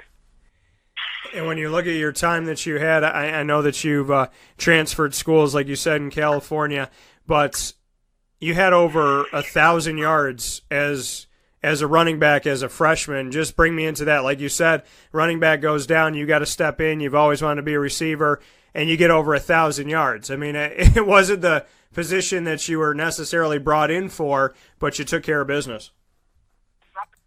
Right. Well, really, it was. Technically, I missed 5 games. I didn't play really in 5 games, but I got in and I tried to help my team as much. And really, what got me to 1,000 yards was out there in Cap on that Silverado game where I had 49 carries. When I had 49 carries for 3 touchdowns and 355 yards, that game really took me, took it away for me. And it really just humbled me and really my success to get to 1,000 yards. And that was just semifinals to go to the Sky Air Championship before we played in LA Valley. And speaking here with Seven McGee, an athlete being looked at as slot receiver and running back in the class of 2021, only 15 years old, talking right now, goes to Narbonne High School in California and hails from Rochester. The opportunity, we went into that a little bit, Seven, on going across the nation, and you said, if I was still in Rochester, I wouldn't be on the phone right now. How did everything kind of align to go to California as opposed to going, somewhere else in the country? What made all of the, give us the dominoes that kind of fell to get you out to Narbonne in California? Well, one of the moments was really because my uncle lived out there, and it was a better opportunity for me. So I talked to him, we talked over it, we talked to my family, and it was just like, I can come out here, I got to put in the work just like at school, I got to put in the work just like school, I got to put in work in the field, and it was just a moment where it was just deciding whether I should stay home or go out there and see what I can do. And it chose home, so it was very wonderful. And going to Narbonne, it changed my life, and going to Grace changed my life also. To go to, Grace and your time there, even though you're over at Narbonne now, what are the biggest takeaways you have from Grace? The biggest takeaways I have from Grace is that it was a Catholic school, so it was a Christian school. It was a school where, Grace, the environment, it would be like no other school ever I'll ever go to in my life in high school or period. Because the school, it was just all surrounding, all humbling, all about God thirsting for anything. And that's one thing I can say about Grace. Everybody loved each other there. It was never for one person. Everybody played as a team, even if we lost in the hardest games we played. Everybody loved each other. If one person was down, everybody tried to get him back up. If the coach was down, we tried to get him back up. It was a lot of good spirit. It was a lot of good spirit there, and it was wonderful. To be where you're at right now, Seven, I mean, at the time that we're talking, kind of perfect timing, in my opinion, because, speaking with you, Seven McGee, with 7 offers, Syracuse, Nebraska, Arizona State, Florida, Oregon, USC, and Utah. Let's go back to your first offer. Share with everybody which one of those 7 that was and what it meant to you to get that first offer at the age of 15. It really meant a lot to me. Getting USC, growing up, USC, that was a dream school, and it was really a dream offer. And it was like, when USC offered me, I was just sitting there stuck like, really? I'm a kid coming from Rochester, New York, where kids really don't see their dreams as much. So it was like, really, USC was my first offer. Honestly, I thought my first offer A or a D2. And when I found out USC was my first offer, it was like, wow, like I'm really on the path to where I got to go. And it was just like, I couldn't really explain it. It was just a wild moment. And when Oregon offered you, you had a pretty quick turnaround to say, I'm going to commit to Oregon right now. Now, you have plenty of time. You have 3 more seasons to play, but why commit verbally to Oregon right now? I verbally committed to Oregon because it was always where I wanted to go, and it was really a dream school for me. So it was like Oregon offered me, and it was a dream school. So all the hype, and really when they offered me, I just chose to commit there. But I could have waited, but it was like, man, Oregon's right here. So I took the offer, and I took it to heart, and it was right where I needed to go. So, and I felt like Oregon is right where I needed to be. And Coach Cristobal is a wonderful, awesome coach, and I felt as if Coach Cristobal can get me to the next level. So you say that you verbally committed there, but as far as the amount of time that you have in your recruitment for the next 3 years, even though you're verbally committed to Oregon, are you still open? Is there an interest with the other offers that you have and potentially offers that you would get? What would you say about your recruitment as far as how open you are to schools that aren't named Oregon? I'm still open. I mean, I'm young, so of course I'm going to still be open. So it's like, I'm young. I'm going to see the process. Of course, I'm going to take visits and unofficial visits. So at this moment, I'm still open and still looking forward to taking this long run in my recruitment. Now, what made Oregon the place for you? Like you said, that was the school that you wanted to offer you, a dream school. What did you like so much about Oregon growing up? What kind of caught your eye about them and made them special for you? Because you had just spoken on the fact that once you got that offer, it had that wow factor. So what makes Oregon that special to you?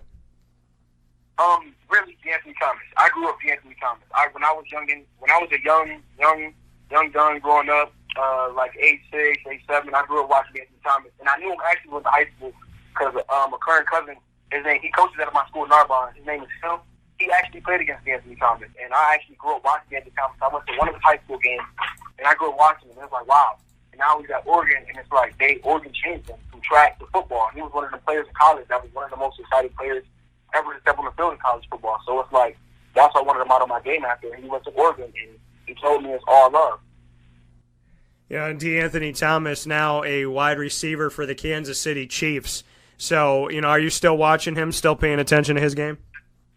Oh, yeah, most definitely. I'm still paying attention to him. I'm still paying attention to a lot of receivers that's in the NFL. And I just follow the game, for example. You got D'Anthony Thomas, you got Odell. And I still look at the greats, too, like Terrell Owens, Jay Rice, Randy Moss. And Randy Moss is one of the players I really focus my game on a lot of the receiver slot position because his moves and his technique were amazing. And you got Ocho Cinco as well. His moves and techniques were very amazing, especially his footwork. And to go back here to D'Anthony Thomas for a second, D'Anthony Thomas only 5'8", same height as me actually, 5'8", and for you, you're standing at right around 5'9". What is that? Did that attract you to D'Anthony Thomas's game as well? The fact that he is a smaller guy, but he can get the job done. I mean, is that something that you kind of looked at as well with D'Anthony Thomas in Oregon? The fact that maybe some people would count him out for his height, but he obviously did what he needed to do there, and he's doing what he can do in the NFL as well. Right, and that was another big thing, is height-wise. And it's just because what he showed me was it doesn't matter what size you are, as long as you can get the job done and focus on what you got to do. Anybody can do it, no matter what your height is. And that coming from Seven McGee. 7 offers at the time that we're speaking. 7, we've spoken about USC and that being your first offer. We spoke on Oregon and D'Anthony Thomas. What about Utah? What can you say about Utah, another team that's offered you? I can say that Utah, they love the run game. That's the one good thing about Utah. They love the run game. They love the line getting out there and blocking. Utah is really a run. I think Utah is really a run-first team. They get their slots in the game as well a lot. So that's what I can say about Utah. And they have some great coaches, by the way. Great coaches over the past years. And then as far as Arizona State goes, I know that, if somebody commits to Arizona State, you've been reposting that and putting that out there. What can you say about your relationship with Arizona State at this point?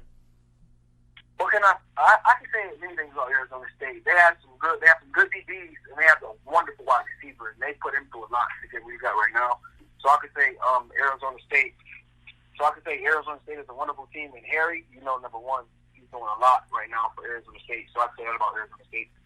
And then as far as Florida, obviously they have a new coach in Dan Mullen, and just what you like about Florida, and they've offered you as well. So what can you say about the Gators? Ooh, I can say a lot about the Gators. Just the tradition and the rivalries in the SEC. It's a lot. And just Tim Tebow doing a lot, what he can do, did a lot, what he can do there. And they have a lot of great wide receivers and running backs and linebackers in part of Florida. Not just based tradition is some part where my family grew up in Florida in Gainesville. So, Florida has a lot going on. Nebraska, I know their head coach. I've covered him for the last few years, and that's former University of Central Florida head coach Scott Frost, now in Nebraska. What can you say about Nebraska up to this point, another team that's given you an offer? What can I say about Nebraska? I can say that Nebraska has a lovely fan base, and Nebraska is all about love. Like, for example, you got schools out there, like you get hurt at a certain school or a big SEC school or a Big Ten school. If you get hurt, for example, at some schools, it's like a business. College is a business, so they're gonna move you to the side and it's next up. Like, for example, Nebraska, if you get hurt, they still by your side, helping you, just trying to get you right, helping you, and want to see you get back in that same season. That's what I can say about Nebraska. And then finally, with Syracuse, I know you've taken an unofficial to Syracuse. You got some pictures out there of a photo shoot that you did. What can you say about your relationship with Syracuse, what you think about Syracuse? I can say a lot of things about Syracuse. You got Donovan McNabb. You got my uncle, for example, Roland Williams, that played at Syracuse. And he told me a lot of good things. Syracuse got his education, got his degree, and got up out of there. And that's what I'm saying about Syracuse. Syracuse is very close to home. And Syracuse, it could teach me a lot. This is my hometown, and Syracuse, it's a lovely spot to go in college, and who knows? And when you have that connection to Syracuse with your uncle Roland Williams, obviously Roland spent a lot of time in the NFL as well. And what has he told you about his time at Syracuse? He told me it was strictly business. He told me sometimes, like him and Donovan and a couple other players, sometimes you got people that will go out and party, but him and Donovan McNabb and a couple other players, they will go and get in the weight room and go study and go do more things like that. And he told me, like, Syracuse, if you was to go to University of Syracuse, it would just be all work. It would be straight business. That's what it's about, man. And, being close to Syracuse with coming from Rochester, but now you're on the West Coast, how does that dynamic work for you? Like you said, if you had stayed in Rochester, you don't think we would, be talking about the offers that you have right now and whatnot. So you're over on the West Coast, you're in California, but you still have that tie back to upstate New York. So where does Syracuse play into all of this for you? Is it still part of your heart? Does it tug on your heartstrings at all, knowing that you could come back to the East Coast and be, just about 45 minutes to an hour away from home? I mean, it does play a big part, kind of, because of my mom. She's a huge Syracuse fan, so it has a little edge in the heart, and also for my mom, it's huge for her. So my mom's going to be in my ear talking about Syracuse. But at the end of the day, when it's all said and done, it's all about, like, where I feel like I should be and where I feel like it's going to be home, and where I feel like I'm going to get love, and just where I feel like I can maybe go to the next level and pursue my dreams in the NFL. So you said your mom's going to be all about Syracuse. What did you do on the unofficial visit? Bring me into the unofficial and what you did at Syracuse. They showed me around. They showed me the weight room. They showed me the. Unfortunately, they couldn't show me the dome because the dome was shut down the time I got around. They didn't take pictures in the uniforms. They showed me where they eat lunch, breakfast. They showed me that the football lunchroom and where they eat for breakfast is way bigger than any other sports they got in there. They showed me the mellow hall. They showed me the trophies. They gave me some information about the 44. Like, you can only be great if you're only great if you wear 44, because all the old and greats who wore 44, like Jim Brown and stuff like that. So you have your mom, who's a big Syracuse fan. You have your uncle Roland Williams, who's a former Syracuse player. What does that do for you when that's surrounding you? I know you were talking about ultimately, you got to go what feels most like home and feels best to you, but how much will that play into it, that your family has multiple connections to Syracuse? I mean, it can play a lot, but my mom told me one day, she said, wherever you want to go, honey, I'll be 100%, even if it's not Syracuse. But Roland, I mean, obviously he went to Syracuse, but I feel like he would be down wherever I'm at. But, I mean, it could play a big role. I have people in my family that are Syracuse fans and went to Syracuse, and it's all about Syracuse. Once that first offer came to you from USC, how quickly have these other 6 pieces fallen for you, these other 6 offers? I mean, once Syracuse came, I mean, a lot of people follow me on Twitter, like coaches and stuff like that. And I mean, I'm probably under a lot of people's lists for recruitment. But they came. I mean, I would say they came quick, but not quick. But they came a little quick. Other than most of the other people offers, because I know there's a lot of people out there that don't have any offers that are like juniors or seniors. But I mean, it came quick, so it's a blessing. Yeah. Finished my freshman year and go to sophomore, and I have 7 offers to go on the season with.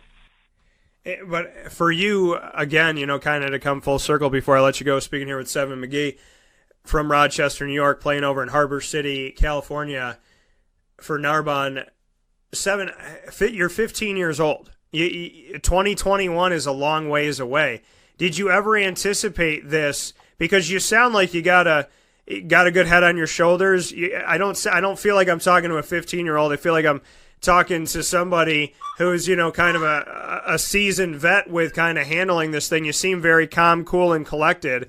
Where does all that come from to be 15 years old and be very, you just kind of seem like the maturity level is already there.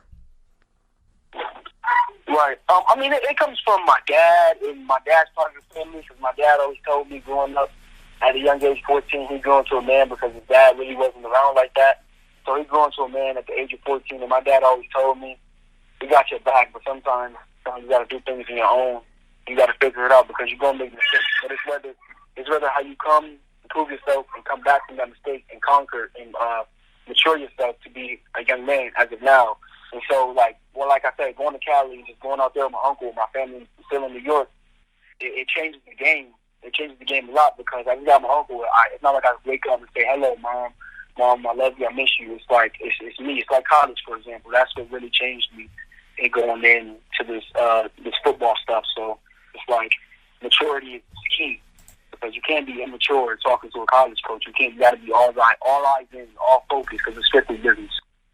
What can you say has happened in your life that's maybe pushed you to be that? I mean, to be 15 years old and you've already gone across the country to try and help yourself live your dreams. You left what you know as home. You've tried to build a home in Harbor City, California. Things have happened to kind of maybe speed up your maturity level a little bit. What can you say you've gone through in your life that has helped you become more mature? Adversity moments, or I could say, for example, my brother, he passed in 2012. He passed in 2012, so and I was really close to him, and he always told me I was going to be something. He always told me to be great, and he always told me always try to be better than him. So that's some things I focus on to this day, and I will always stay in my heart. And he was like that role model, in my life at the moment.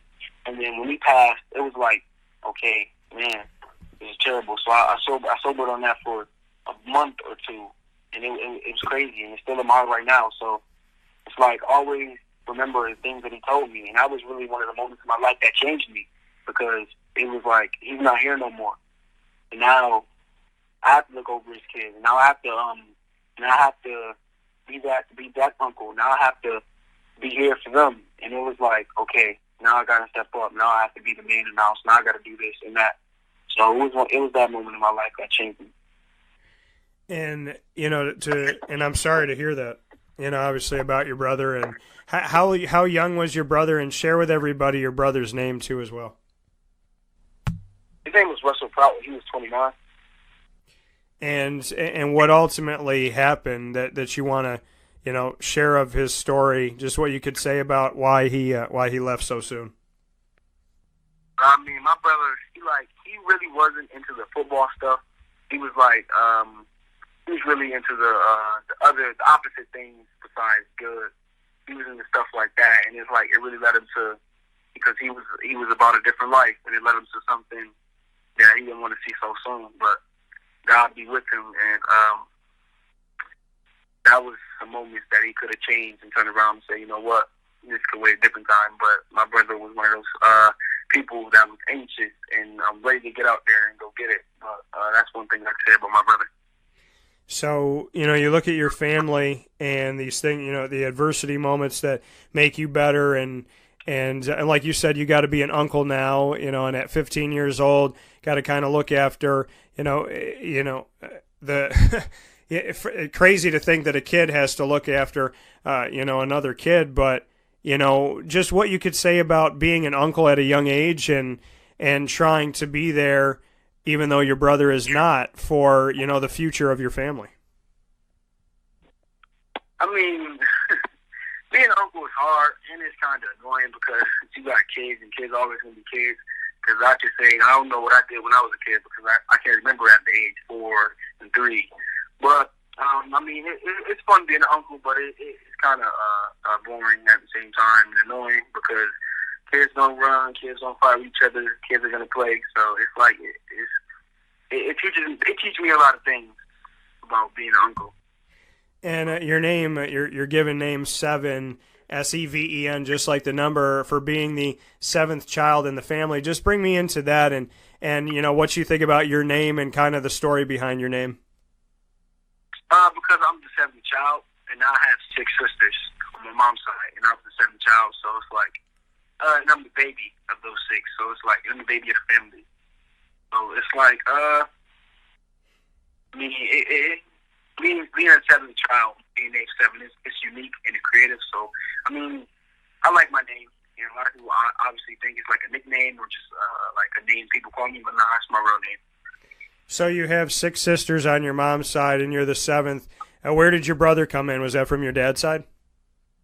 Oh, well, here's a story with my brother. He wasn't like a real brother to me. He was my sister's boyfriend at the time. Okay. And they had a child, 2 children together. But I looked at him as a brother because he came in my life when I was so young, and he was that brother figure I never had. So you have 6 sisters. I would anticipate that their names are not 1 through 6, but of your 6 sisters, what have you learned from each of them to be the baby and be the only boy? What's life been like in that respect? I learned how to step up.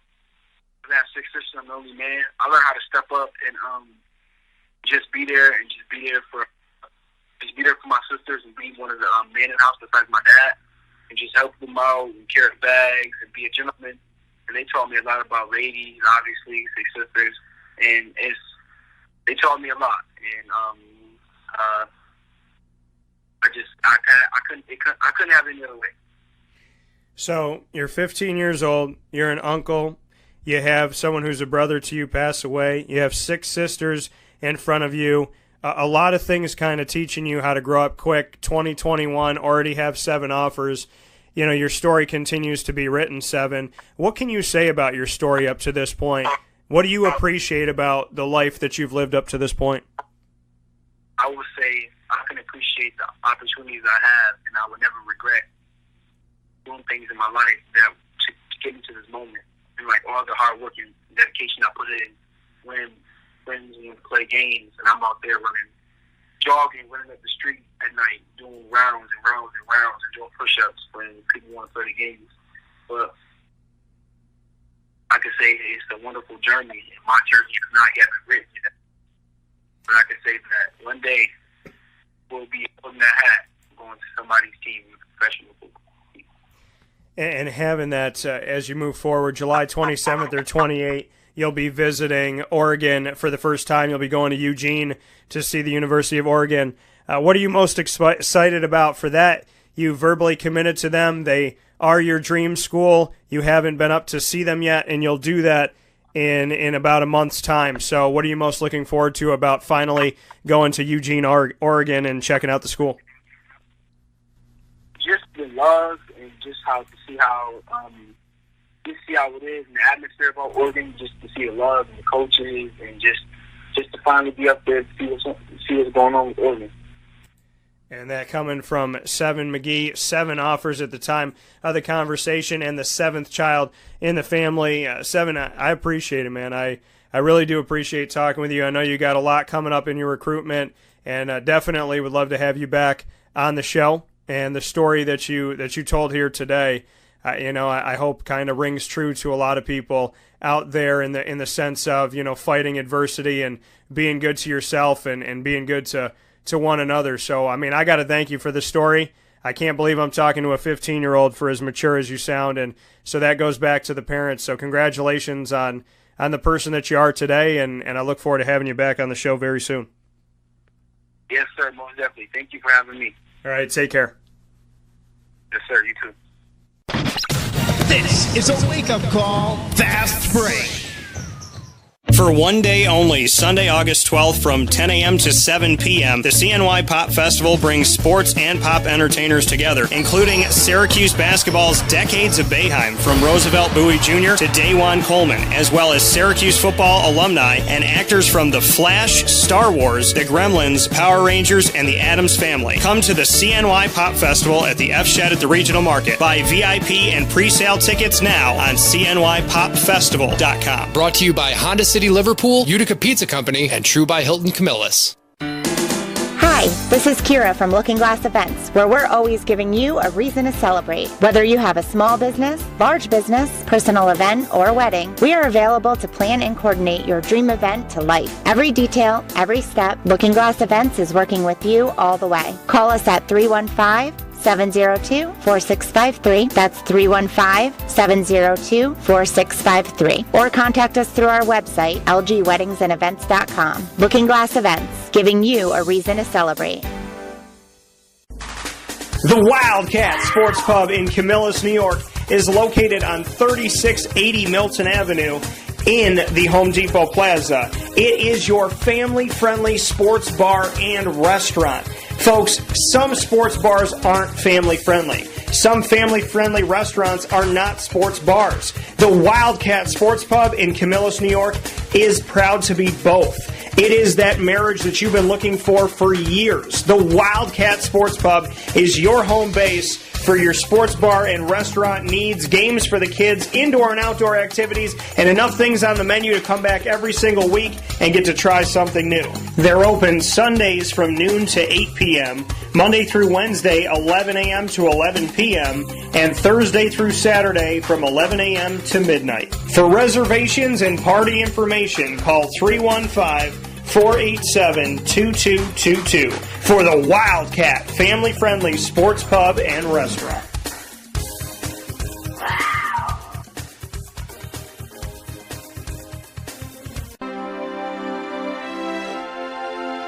When you're going out of town, bring your dog to Canine Campground.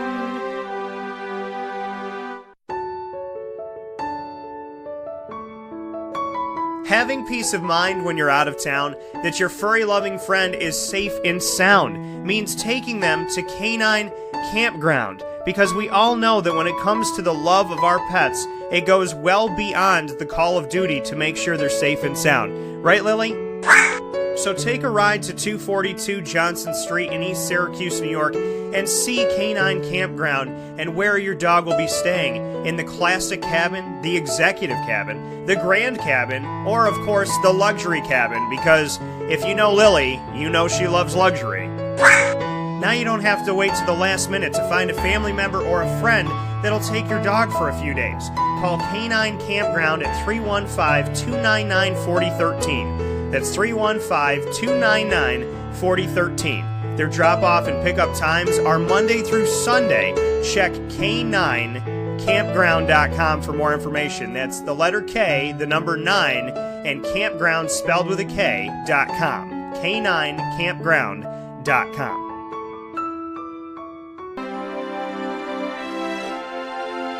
When you're going out of town, bring your dog to Canine Campground. Consistency is, well, consistently hard to find.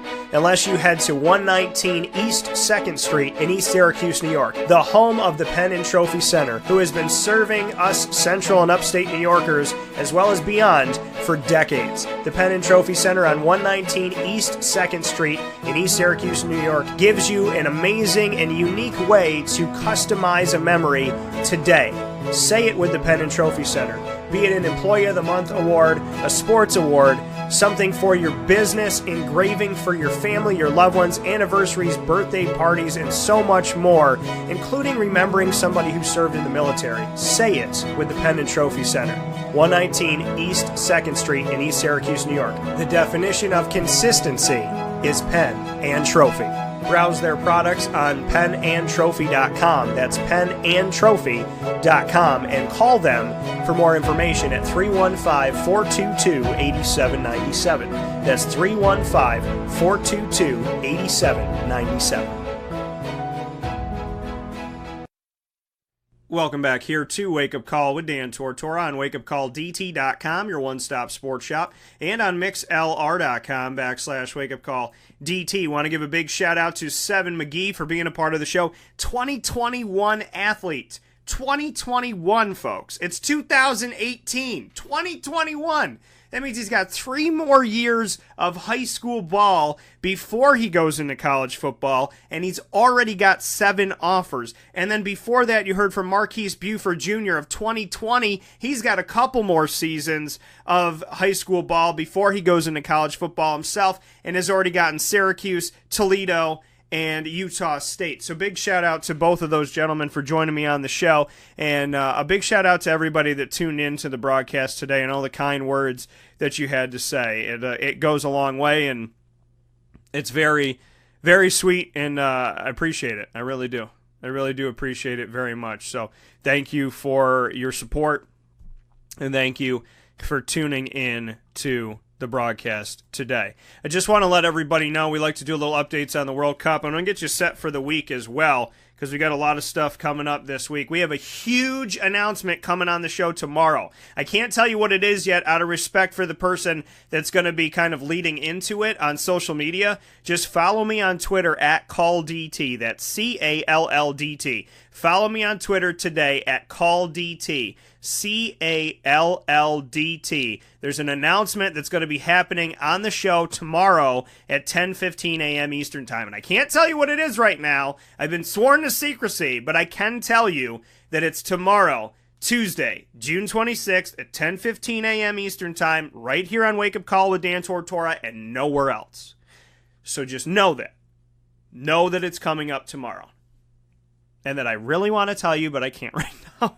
But if you follow me on Twitter at CallDT, you will see who the announcement is coming from.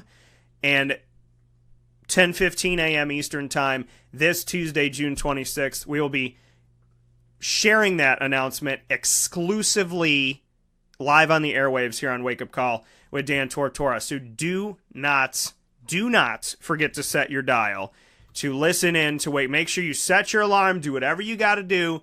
Wake Up Call with Dan Tortora. You want to be listening in Tuesday, June 26th from 9 to 11 a.m. Eastern Time. A special announcement coming at 10:15 a.m.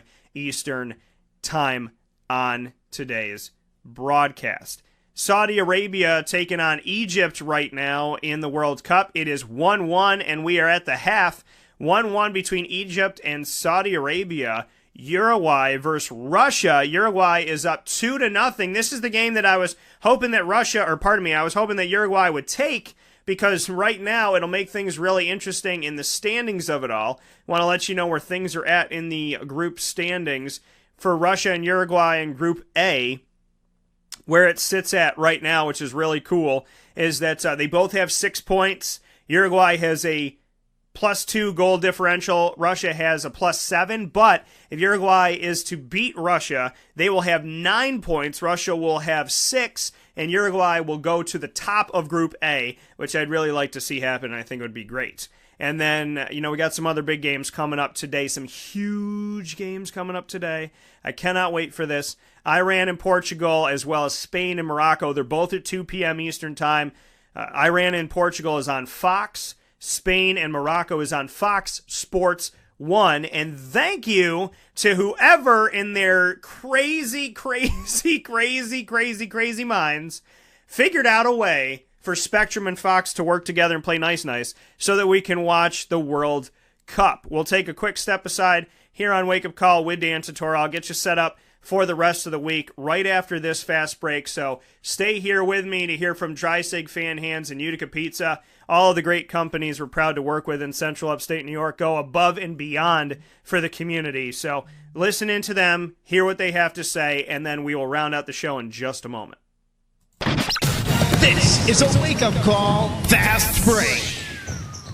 For one day only, Sunday, August 12th from 10 a.m. to 7 p.m., the CNY Pop Festival brings sports and pop entertainers together, including Syracuse basketball's Decades of Boeheim, from Roosevelt Bowie Jr. to Dajuan Coleman, as well as Syracuse football alumni and actors from The Flash, Star Wars, The Gremlins, Power Rangers, and The Addams Family. Come to the CNY Pop Festival at the F Shed at the Regional Market. Buy VIP and pre-sale tickets now on CNYPopFestival.com. Brought to you by Honda City Liverpool, Utica Pizza Company, and True by Hilton Camillus. Gear up with the real deal at Dry-Sig Apparel, creating what people are going to see and learn about you before they even meet you. Gear up for what you need for your team, business, or event. To look professional, look good, and feel good, outfit yourself at DrySigApparel.com. That's DREISSIG Apparel.com. The only place to gear up with the real deal.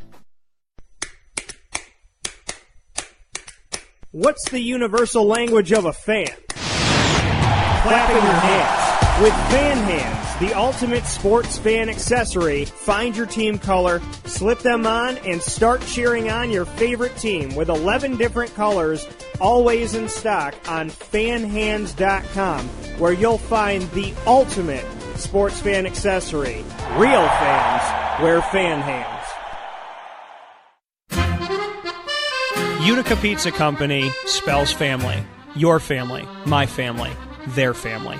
The recipes that they have shared with each other throughout the years and have now been so gracious to share them with us. I can sit here and talk with you about all the great things that are on the menu.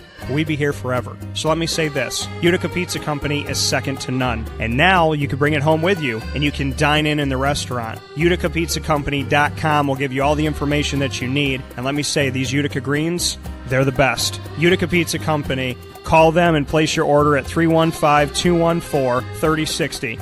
That's 315-214-3060. Families break bread at Utica Pizza Company.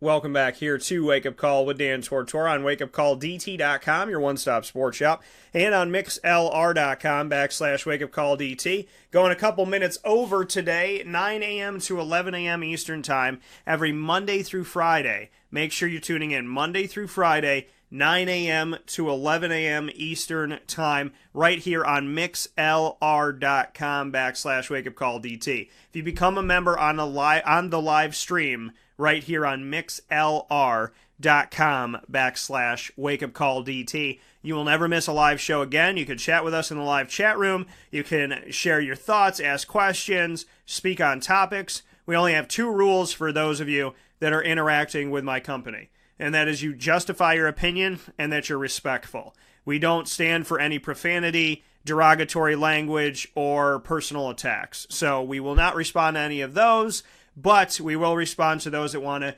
engage in good conversation, no matter which end of the spectrum you're on. You could completely disagree with me, but if you justify your opinion and we could talk about it like 2 adults, I'll talk with you about it the whole show.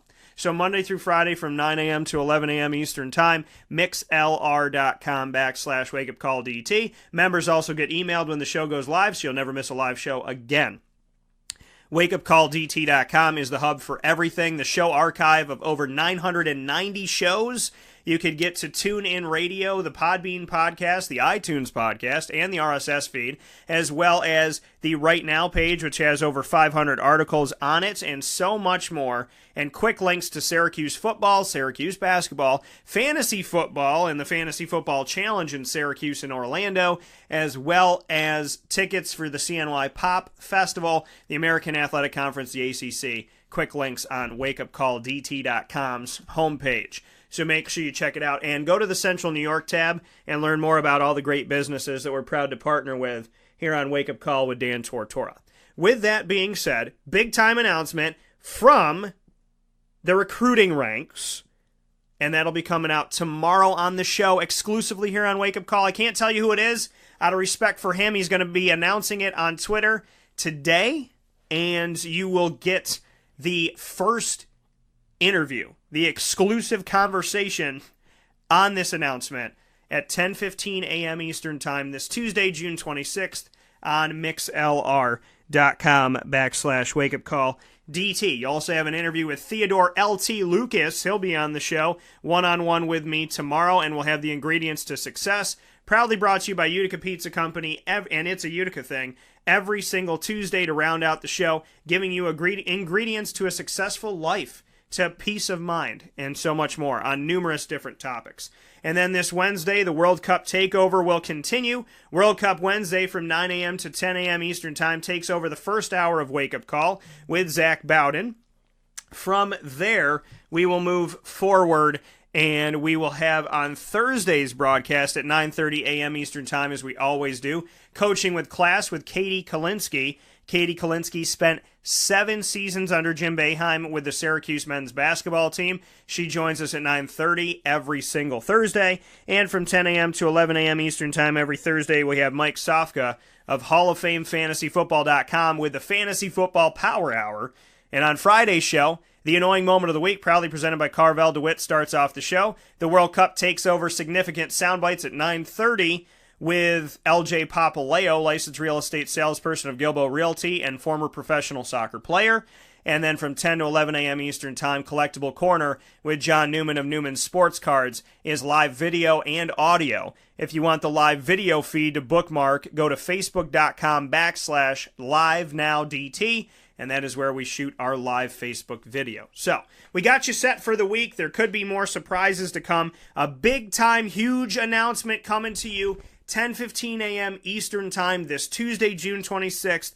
Make sure you're listening in to Wake Up Call with Dan Tortora. In the meantime, find us on Facebook at Wake Up Call DT, Twitter at Call DT, Instagram at WakeUpCall_DT, and of course on WakeUpCallDT.com. And if you want to come to a great pop culture sporting event, one day only festival in Syracuse with boasting of over a baker's dozen number of guests to sign autographs, do panel discussions, and take pictures with you, plus interactive opportunities for families, children, and adults alike, VIP grab bags, so much going on, food, local vendors, CNYPopFestival.com. Buy your tickets now.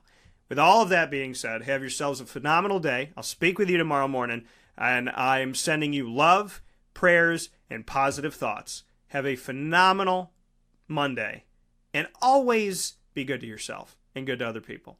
Take care and God bless.